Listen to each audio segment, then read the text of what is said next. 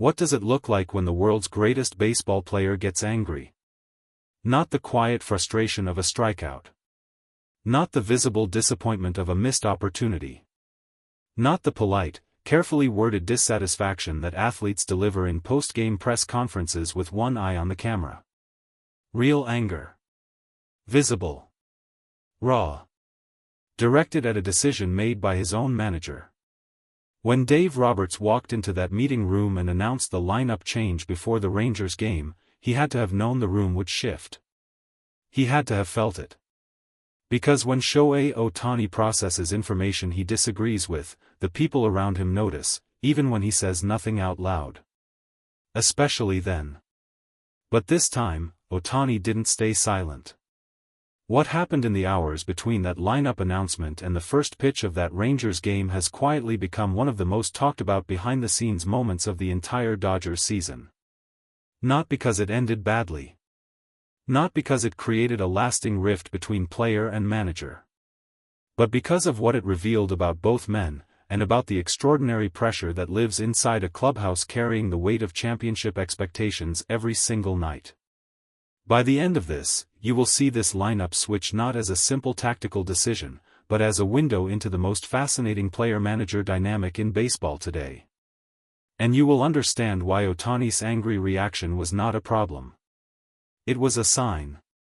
Dave Roberts has managed the Los Angeles Dodgers long enough to know that every decision he makes gets examined from every possible angle. This is the reality of managing in Los Angeles. It is not like managing in a smaller market where tactical decisions move through the news cycle quickly and disappear. In Los Angeles, with a roster of this magnitude, with a player of Ohtani's profile at the center of everything, every lineup card is a statement. Every change carries meaning beyond the tactical.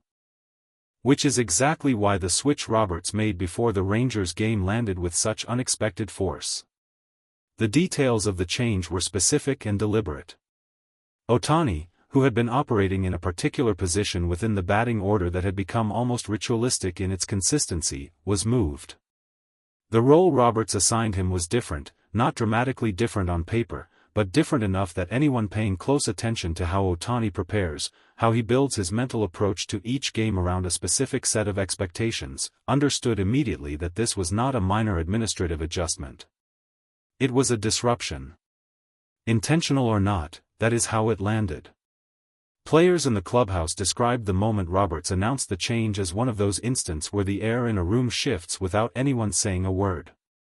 The manager delivered the information directly, as he always does.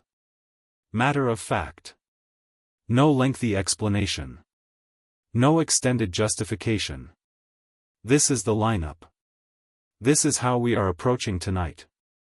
And then he looked at Ohtani. Here is what most people don't understand about Shohei Ohtani's anger. It is not loud.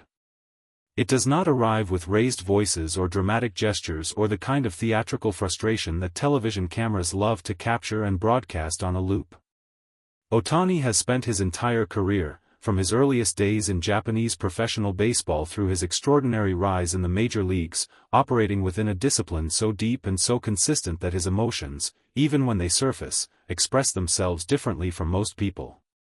But those who know him closely, teammates, coaches, training staff who have spent genuine time inside his daily routine, all describe the same thing when they talk about the moments Ohtani is truly unhappy with something. His preparation changes. Not dramatically. Not in ways that a casual observer would notice. But to those paying attention, the signals are unmistakable. The focus becomes almost uncomfortably intense. The conversations become shorter. The routine, already the most disciplined routine in the building, becomes even more locked down, even more internal. On the day of the Rangers game, multiple sources within the Dodgers organization described exactly this version of Ohtani. A player who had received information he fundamentally disagreed with and was now processing that disagreement the only way he truly knows how, by turning inward and pushing harder. One member of the coaching staff, speaking without attribution, described it simply. He said that when Ohtani is at peace with his preparation, the energy around him feels open. When something has disrupted that peace, the energy closes. That day, the energy was closed. That is what anger looks like when Shohei Ohtani is the one feeling it. To understand why Ohtani reacted the way he did, you need to understand how differently he approaches preparation compared to virtually every other player in professional baseball.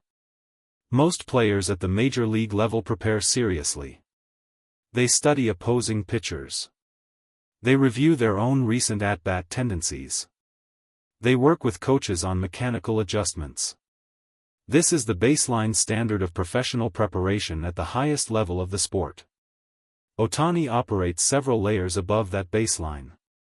And those layers are not just about working harder or studying more footage. They are about building a complete mental architecture around exactly what he expects to face and exactly what role he will play in a given game. His batting order position is not simply a number on a lineup card to him. It shapes everything: the pitchers he focuses on most heavily the night before, the specific game situations he mentally rehearses, the physical preparation sequence he runs through during batting practice. Every element of his pre-game routine is calibrated around a specific set of expectations about how the game will unfold and where within it his most important moments will come. When Roberts moved him to a new role in the lineup, he didn't just change a number. He shifted the entire architecture of preparation that Ohtani had already built around that night's game. Hours of mental and physical work, carefully structured around a specific set of expectations, suddenly needed to be rebuilt from a different foundation. In the time available before first pitch, that is an enormous ask. Even for a player of Ohtani's extraordinary capabilities. This is why he reacted. Not out of ego. Not out of a belief that his preferences should automatically override his manager's tactical judgment. But out of a genuine, deeply felt understanding of his own process and what disrupting that process costs him. Dave Roberts did not make this lineup change carelessly. That much is clear to anyone who understands how Roberts operates as a manager. He is not impulsive. He does not make decisions affecting a player of Ohtani's profile without thinking through the implications carefully and seriously. The preparation that goes into his lineup decisions, especially for high-stakes matchups against teams like the Rangers, is as detailed and deliberate as anything happening in the clubhouse around him. So the question becomes, why? Why make this particular change, before this particular game, knowing that it would land the way it did? Sources close to the Dodgers dugout suggest that Roberts had been tracking specific data patterns over the preceding week that pointed toward a tactical adjustment. The Rangers pitching matchup for that evening created a scenario where, in Roberts' analytical judgment, a different lineup construction gave the Dodgers a measurable advantage. Not a dramatic advantage. Not the kind of overwhelming statistical argument that makes a decision feel obvious. But a real one, grounded in careful preparation and genuine competitive thinking. Roberts also made a decision that spoke volumes about his confidence in Ohtani, not just as a player, but as a professional. He presented the change directly, without softening it, without over-explaining it, without surrounding it in the kind of careful management speak that sometimes signals a lack of genuine respect for the person being addressed. He told Ohtani the truth. This is the decision. This is the lineup. I believe in your ability to adapt and to perform regardless of where I place you. That directness, which contributed to the immediate tension in the room, was also, in its own way, a form of profound respect. Roberts was not managing Ohtani carefully. He was managing him honestly. And in the long arc of a season, that distinction matters enormously. Here is the part of this story that everyone needs to pay attention to.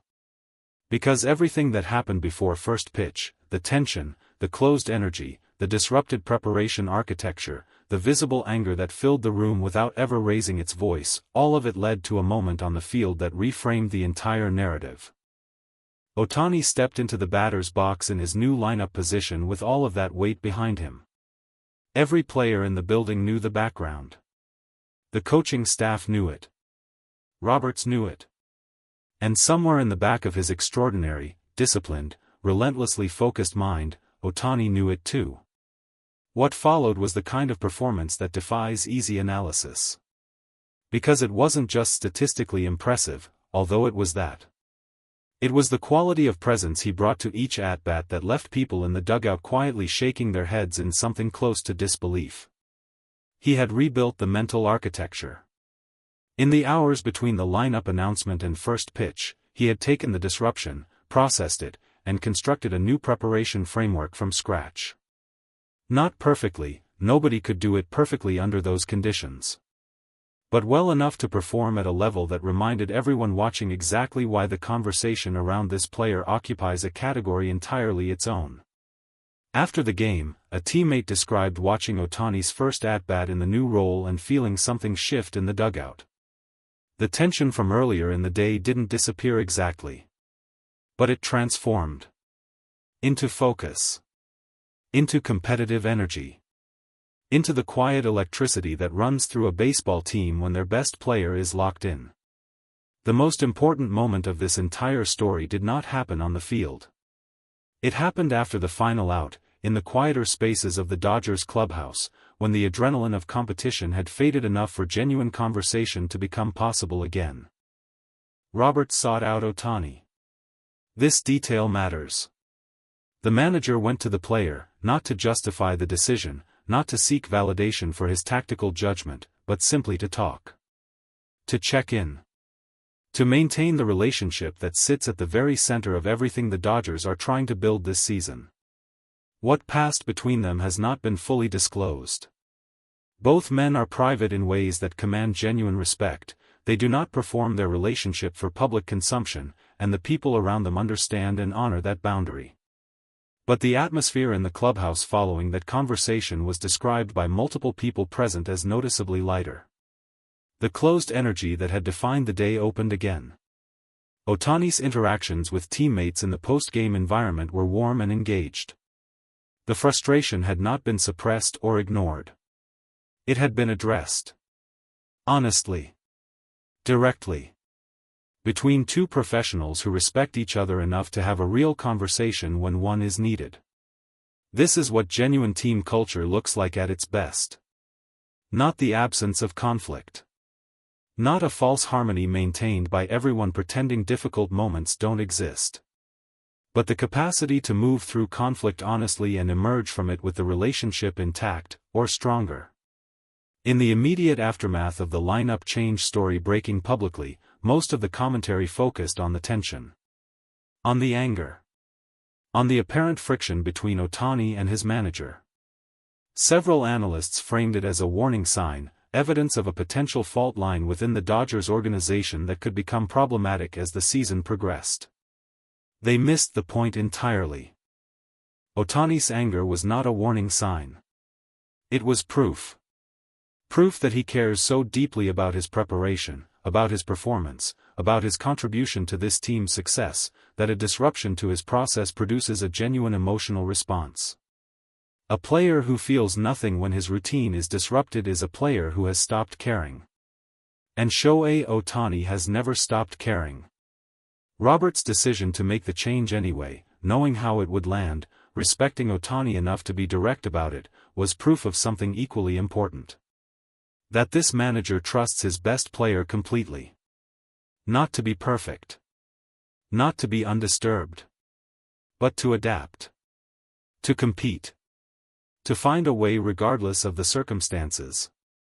And Ohtani, as he always does, found a way. The anger was real. The disruption was real. The tension in that room before the Rangers game was real. And so was everything that followed it. That is what a championship team looks like from the inside. Not smooth. Not easy.